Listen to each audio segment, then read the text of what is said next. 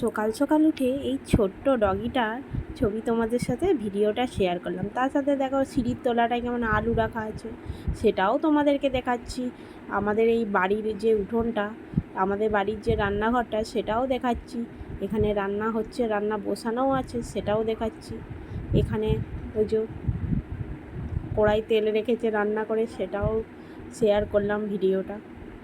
জানি না, তারপর কলের ওখানে কাজ চলছে, সেই ভিডিওটাও দিয়ে দিয়েছি। আর এই সবুজ পাখিটি দেখতে দেখতে আবার চলে গেলাম রান্নাঘরে। বন্ধুরা, রান্নাঘরে কি রাখা আছে সেটাই দেখতে পেলাম না, শুধু একটা রাখা আছে, তাই ওই সামান্যটুকুই ভিডিওটা দিলাম। তো এখন কি রাখা আছে সেটা দেখতে পারবো না।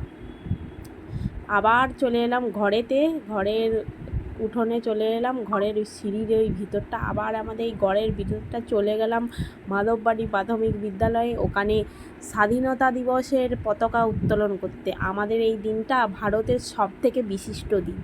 তো 15ই আগস্ট আমাদের এই ভারত স্বাধীন হয়েছিল। তোমরা প্রত্যেকেই নিশ্চয়ই স্বাধীনতা দিবসে, যারা ছোট বাড়িতে বাচ্চা আছে, বাড়িতে বেবি আছে, কেউ স্কুল টিচার, কেউ এমনি সাধারণ মানুষ, কারো স্কুলে, ক্লাবে, হাই স্কুলে, প্রত্যেকটা জায়গাতে আমাদের এই স্বাধীনতা দিবসটা পালন করা হয়। আর এই দিনটায় অফিস, স্কুল সবই বন্ধ থাকে, তোমরা নিশ্চয়ই জানো। তাই স্বাধীনতা দিবসে প্রাক্তন ছাত্রছাত্রী হিসাবে সেখানে আমি চলে গেলাম। আমি তো ওই মাধবপাটি স্কুলের প্রাথমিক বিদ্যালয়ের ছাত্রী, তাই সেখানে চলে গেলাম, সেখানে এই ভিডিওটা করলাম। কিন্তু আমারটা তো আর দেখাতে পারলাম না, আমার ক্যামেরা ধরার কেউ লোক থাকেনি। তাই তো আমি যারা করেছে তাদের ক্যামেরা ধরার লোক ছিল, তাদের। তারপরে স্কুলের সাইডে দেখো কত সুন্দর গাছ লাগানো আছে, বাগানটাও খুব সুন্দর, মাঠটাও খুব সুন্দর, সবুজ বনে ঘেরা। আর কতজন ছাত্রছাত্রী মিলে সবাই এই পতাকা উত্তোলন করতে এসেছে। আমাদের এই দিনটা বিশিষ্ট দিন। এখানে আমরা সম্বর্ধনা জানাচ্ছে স্কুল টিচাররা, ওনাদেরকে সম্মান, ওনারা এই পতাকা উত্তোলনে যোগ দিয়েছেন, এসেছেন। আমার ছেলে দেখুন জাতীয় পতাকা নিয়ে কি সুন্দর খেলাধুলা করছে। ওর স্কুলে আমি চলে গেলাম, ও ছোটোখাটো স্কুল হলেও যায়। তারপর চলে গেলাম বাড়ির দিকে রওনা দিতে। রাস্তায় যেতে যেতে এই ভিডিওটা করলাম।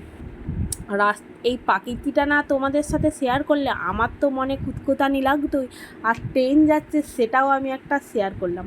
এই সুন্দর দৃশ্যটা কিছুতেই আর ভিডিও না করে না মিস করতে, মানে না করে নিজের মনটা মিস হয়ে গেল। তাই এই সুন্দর ভিডিওটা তোমাদের যদি ভালো লাগে অবশ্যই কমেন্ট করো। আর এই গঙ্গা সাইড, আমি কলকাতার দক্ষিণেশ্বরের গঙ্গা সাইডে বাসে যেতে যেতে এই ভিডিওটা করেছি। তোমাদের এই সুন্দর দৃশ্যটা কেমন লেগেছে অবশ্যই কমেন্ট করে জানাবে। দক্ষিণেশ্বরের মা ভবতারিণীর মন্দিরে এই সুন্দর সিনারিটাও ভিডিও করে নিলাম।